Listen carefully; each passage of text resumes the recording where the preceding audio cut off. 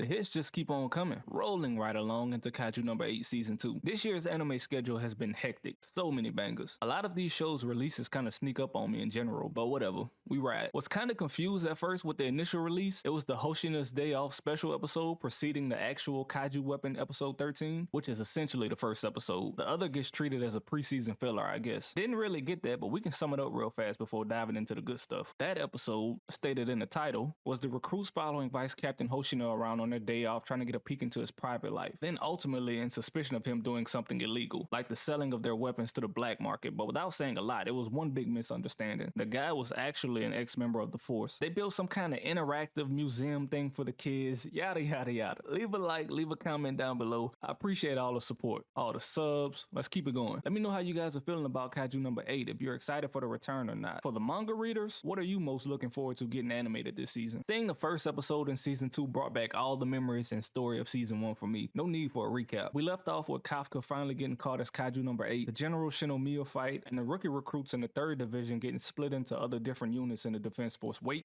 a minute. I wanted to make it a point that the description for the episode is Kafka goes on a mission with his new squad and faces Kaiju No. 9 once again. They're a damn lie. Kafka didn't go on no mission, and Kaiju No. 9 didn't have a single appearance in this episode. Maybe they got it mixed up with the next episode's description. I noticed that, so I just had to go and throw that out there. But not gonna lie, Kaiju No. 8 was one of my favorite anime that I consumed last year. They cliffhung us to hell at the end, but we finally back. Back to the 3rd division. It's still in ruins, still in shambles from the aftermath of season 1. Kafka blew that bit down. With the help of Kaiju No. 10, that is. The biggest thing I'm ready to see this season is number 9. With the convo he had at the end of season 1, I know it's finna be good. Arguably the strongest recruit, Hikaru, is sent to the 1st division, the strongest division. So that's a fitting take right there. The episode starts and progresses to her getting introduced to Gen Narumi, captain of the strongest division. Cuz is in there, locked in on the game, grinding ranked. Got Mountain Dew and Cheeto dust everywhere. He's just a guy, man. The funniest part to me in this scene is the actual references to all the real world stuff. When the vice captain goes in there and kicks him off the game, he says, "You broke my PS5. So I was like, damn. Name drop? And the controller he had was obviously a PS4 controller, so that's cool. Your vice captain gotta tell you to clean your room. He's obviously put in power because of his power. He's got Gundam collectibles in there. He says it, and you see all the boxes in the background when they clean it. You even get a shot at Amazon boxes everywhere. Of course, they added a letter though. It's called Yamazon. Respectfully. That whole little encounter was funny to me. I thought it was cool that they name dropped all those things like that. I think I'm gonna like Gen Narumi for obvious reasons. That just adds more points for him. Introduction gets cut short, bells start ringing. Ring, ring, ring. There's a kaiju in town. And no, not number 9, like they said. But what this means is that we get to see the 1st division put in work up close. Hikaru done got us an all-access pass. It's good to know people, right? Remember, in most cases, it's not about what you know, it's about who you know. The process of them getting to business was very swift. I'm pretty sure they broke down the sequence of time on screen and what was happening. The kaiju appeared 15 minutes prior to whenever they were there ready to rock and roll, so the Defense Force is running an elite operation, I'd say. Cuz come straight out of Godzilla trying to wreak havoc. Ain't have no business being there, besides being a target to power scale Gen Narumi into oblivion. Hikaru ain't never seen no well-oiled machine like this. The division as a whole, that is. And I feel like the phrase aura forming gets thrown around loosely nowadays, but I mean, come on. Look at this dude. Jumped out the aircraft and turned into a whole cruise missile. We know you strong. Music playing in the back. These shows be trying to one-up each other. The kaiju was putting in that pain till Gen came crashing down on his back. Oh! Made it rain kaiju insides. That's the nastiest thing ever, man. Just drenched the wide radius in kaiju blood and parts. Like, look at that. And he up there still farming. Hikaru can't get her Oakleys yet until she shows she got that dog in her. Wow, Oakleys!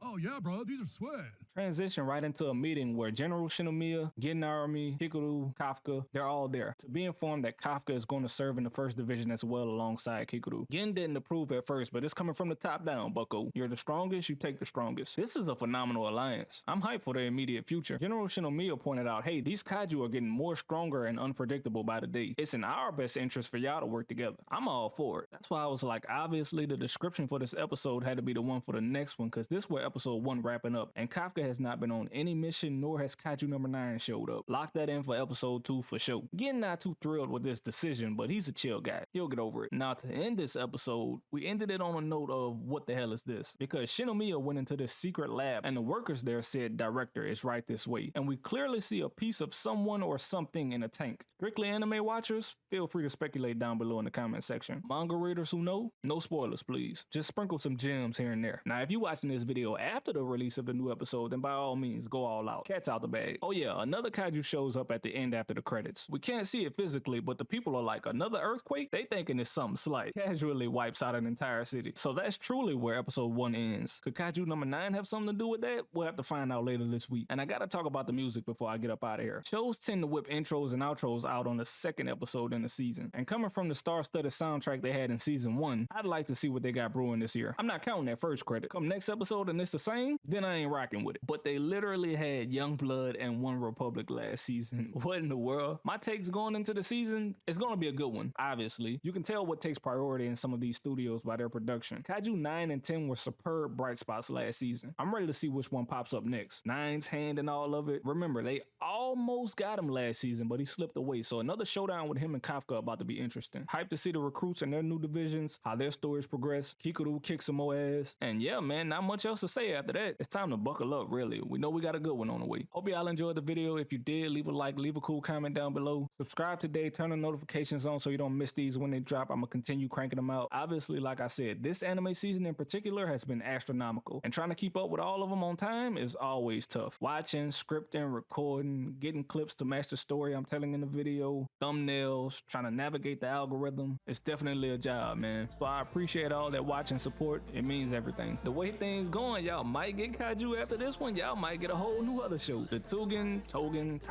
Ankai looks cool. I was gonna do Down to Down, but I'll wait till the next one. I don't think enough happened in the last one to try to squeeze a full video out. Either way, stay tuned, man. We coming in hot. Thanks for watching, and I'll catch y'all in the next one. Holla!